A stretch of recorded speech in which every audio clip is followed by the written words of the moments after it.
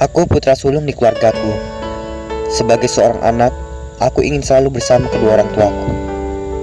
Mereka yang menjaga dan mendidikku sehingga aku menjadi anak yang berbudi baik. Bahkan, dari tahun ke tahun aku selalu menjadi juara kelas, menjadi kebanggaan guru, dan dipuji kesantunanku oleh orang-orang di sekelilingku. Itu semua berkat kedua orang tuaku. Tapi keadaan berubah ketika aku duduk di kelas 2 SMP. Perhara rumah tangga yang membuat kedua orang tuaku harus bercerai, aku tidak lagi bisa merasakan hangatnya keluarga. Rumah yang dulu bagiku adalah sebuah surga, kini berubah menjadi tempat gelap yang membosankan. Tak ada lagi kedamaian yang aku rasa. Tak ada lagi ayah yang dulu selalu mengajariku banyak hal tentang hidup, mengajariku menjadi lelaki yang tangguh. Tak ada lagi ibuku yang dulu selalu mengingatkanku untuk membuat PR, menyiapkan buku sekolah. Tak bisa lagi aku lihat ibuku memasak makanan untukku. Aku kehilangan semua itu yang harusnya masih aku miliki. Dan aku pun harus melanjutkan hidup tanpa orang tuaku. Aku tidak memilih untuk ikut ayah atau ibuku, karena saat itu aku kecewa pada keputusan yang mereka ambil. Entah berapa kali aku menangisi nasibku. Aku selalu bertanya mengapa harus terjadi padaku. Banyak yang berubah dariku saat itu. Pergaulanku makin bebas, karena yang aku pikirkan saat itu hanya bagaimana aku bisa melupakan masalah keluargaku. Beberapa guru dari sekolahku juga sempat mencariku karena aku menghilang 1 bulan dari sekolah. Mereka memberiku semangat dan dukungan sampai aku lulus. Aku mendapat tawaran beasiswa untuk melanjutkan sekolahku, tapi aku menolaknya. Aku tidak memikirkannya. Masa bodoh amat. Hidup lantang-lanting di sana kemari, aku sudah jalani. Kerja serabutan, ikut siapa saja yang mau membawaku. Rasa rindu pada keluarga seringkali membuatku lemah, tapi aku belum ingin kembali pada mereka. Aku masih ingin memuaskan diri menikmati pilihanku. Sesekali aku mengunjungi ibuku, tapi lebih sering ke ayahku. Tahun ke tahun makin bertambah usiaku. Aku mulai berpikir masa depan. Aku perbarui hidupku, aku kembali pada ibuku. Aku ingin membantu ibuku. Aku sudah banyak kehilangan hal-hal yang berarti dalam hidupku.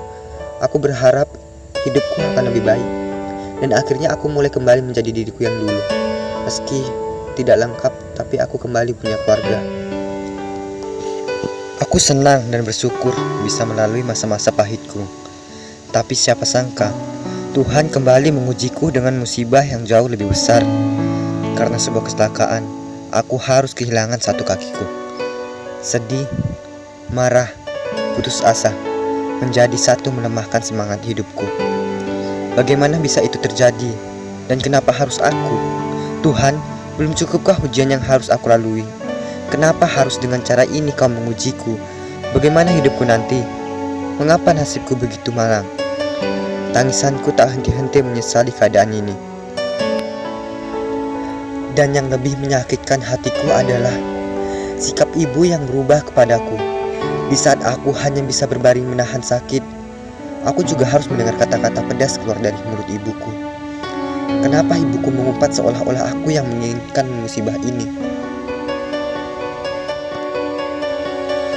Masa penyembuhanku membutuhkan waktu yang lama, dan aku harus melewatinya sendiri.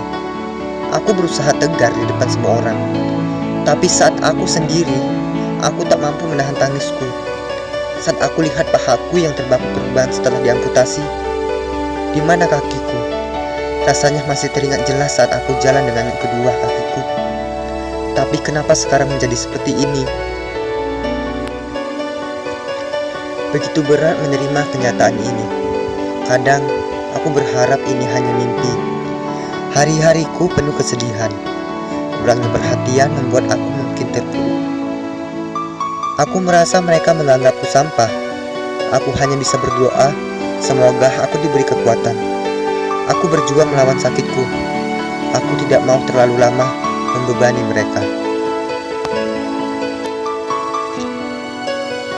Setelah aku sembuh, aku bergabung dengan orang-orang yang bernasib seperti aku di sebuah yayasan.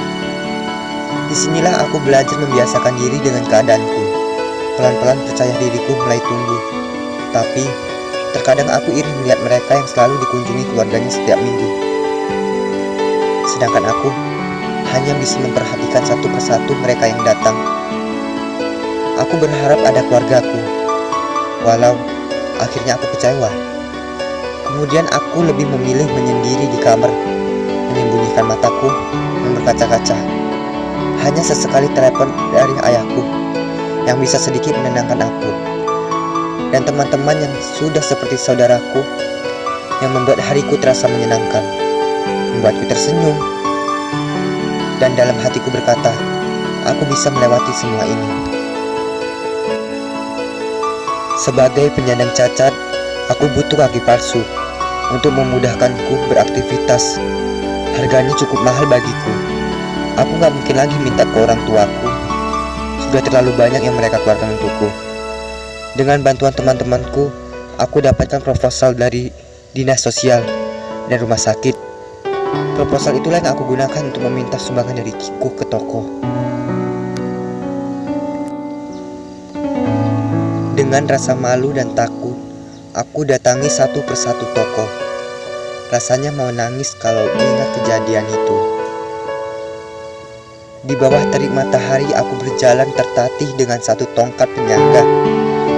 Dalam hatiku bertanya, apakah aku pengemis? Oh Tuhan, aku tak pernah membayangkan hidupku akan begini. Hari itu banyak toko-toko yang aku masuki. Sebagian yang bisa memahami, bahkan memberi support. Tapi ada juga yang ketus. Dia lemparkan uang 1.000 ke mukaku. Astagfirullah. Tuhan kuatkan aku. Dalam hatiku sehina-hina, inikah aku? Inilah perjuanganku. Aku harus kuat. Aku selalu berusaha menguatkan diriku. Ternyata meminta adalah hal yang bisa merendahkan diri kita. Aku berdoa kepada Tuhan, Tuhan, sungguh aku terpaksa melakukan ini. Hanya ini yang mampu aku lakukan saat ini. Tuhan, jadikanlah ini awal yang baik.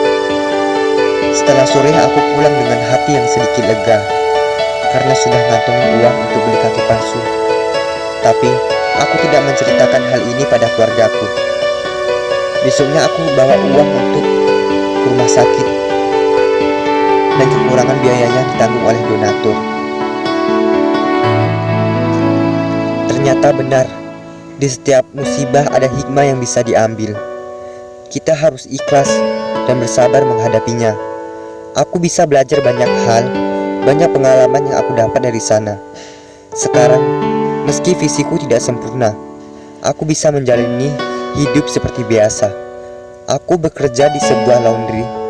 Walaupun gajiku terbilang di bawah rata-rata, aku tetap bersyukur masih ada orang yang mau memperkerjakan aku.